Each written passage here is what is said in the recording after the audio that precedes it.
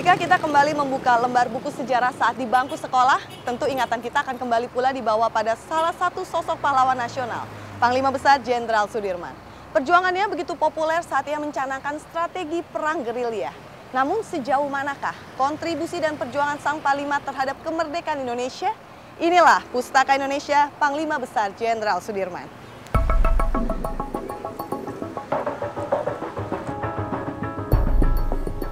Bangunan ini pernah merekam kehidupan Jenderal Sudirman sejak 18 Desember 1945. Selama 3 tahun pasca dilantik menjadi Panglima Besar Angkatan Perang Republik Indonesia, Sudirman tinggal di Jalan Bintaran Wetan nomor 3, Kota Jogja. Sudirman lahir di Bodas, Karangjati, Purbalingga, Jawa Tengah, 24 Januari 1916 silam.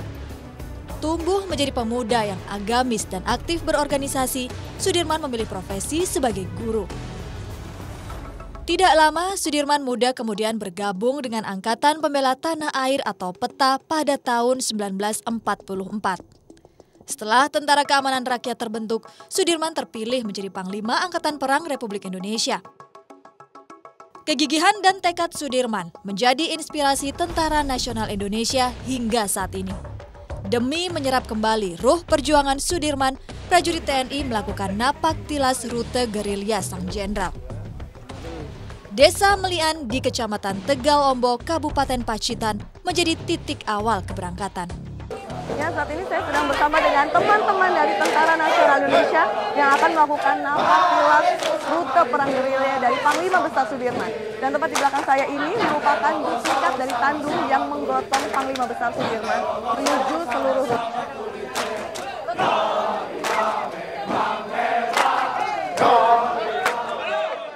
Semangat napak tilas menggelora diiringi bait demi bait lagu kepahlawanan Sudirman.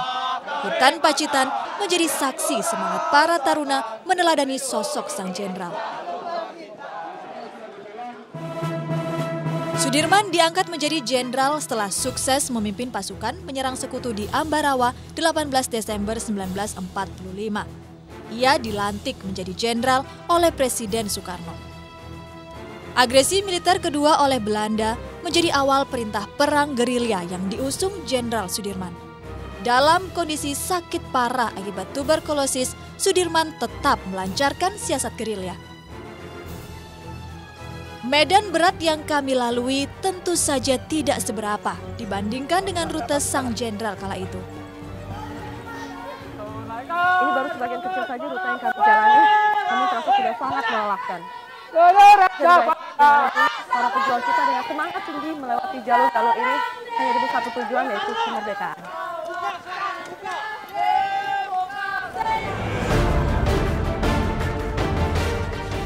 Panglima Besar Jenderal Sudirman berjuang dalam kondisi sakit parah. Sang jenderal hanya memiliki satu paru-paru akibat tuberkulosis yang dideritanya.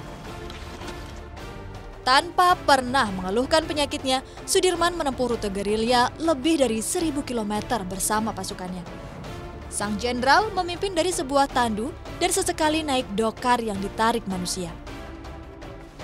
Kondisi ini tak pernah membuat Sudirman berpikir untuk meninggalkan pasukannya. Misi gerilya Sudirman dimulai dari Yogyakarta. Bersama satu kompi pasukan, Sudirman bergerak menuju Parangtritis. Pasukan Sudirman menyusuri Gunung Kidul, Purwosari, Panggang, hingga Pelayan. Kantong-kantong gerilya dibentuk. Serangan dan sabotase terhadap pos-pos Belanda dilancarkan pasukan gerilya. Rombongan terus bergerak menuju Jawa Tengah. Melalui Wonogiri, pasukan terus menuju Jawa Timur, yakni Ponorogo dan Pacitan. Jadi salah satu rute yang akan dilewati. Iya Mbak, jadi ini salah satu rute yang pernah dilewati oleh Panglima Besar Jenderal Sudirman pada saat beliau memimpin perjuangan tentara Indonesia bergerilya melawan penjajah. Seperti Mbak dilihat di sekeliling kita semua ada di lembah. Ya, memang seperti ini. Jenderal Sudirman bahkan mungkin dahulu pastinya lebih berat daripada kondisi saat ini. Mana sungai, tidak ada jembatan, itu harus dilalui. Perang gerilya di mana harus melintasi keadaan-keadaan medan, gunung, hutan, sungai, lembah, harus dilalui oleh para pejuang kita pada saat itu. Namun meskipun fisik atau kondisi dari Panglima Besar Jenderal Sudirman sakit parah dengan satu paru-paru, beliau ditandu, beliau tetap memimpin perjuangan tentara Indonesia karena beliau mempunyai prinsip tempat yang terbaik bagi seorang pemimpin adalah di tengah-tengah anak buahnya. Kami menelusuri Kampung Kendang, salah satu rute gerilya Sang Jenderal. Inilah salah satu rute tersulit Jenderal Sudirman dan pasukannya. Rute ini sengaja dipilih untuk mengelabui pasukan Belanda. Sekali lagi, para taruna dihadapkan pada kondisi perjuangan pasukan Sudirman. Keterbatasan persediaan logistik dan kesederhanaan fasilitas menjadi pelajaran berharga betapa gigih Sudirman dan pasukannya. Proses perjalanan ini tentunya kalau berpikir ideal ada, tetapi kita mencoba menerapkan bahwa mereka betul-betul meresapi prosesi napaktilas ini dengan keadaan nyata, di mana tidak ada MCK, tidak ada, nah betul, jadi ada sungai, manfaatkan, ada rumah penduduk, manfaatkan. Itu kesederhanaan. Ya, dari sanalah harapan kita mereka dapat mewarisi nilai-nilai kejuangan itu. Februari 1949, sepucuk surat perintah diterima Sudirman dari Sri Sultan Hamengkubuwono ke-9. Dalam surat tersebut, Sudirman diminta menarik perhatian dunia dengan serangan besar ke kubu Belanda. Sudirman sepakat menunjuk Letkol Soeharto untuk memimpin serangan umum 1 Maret 1949. Serangan berhasil. Indonesia berhasil menarik perhatian dunia.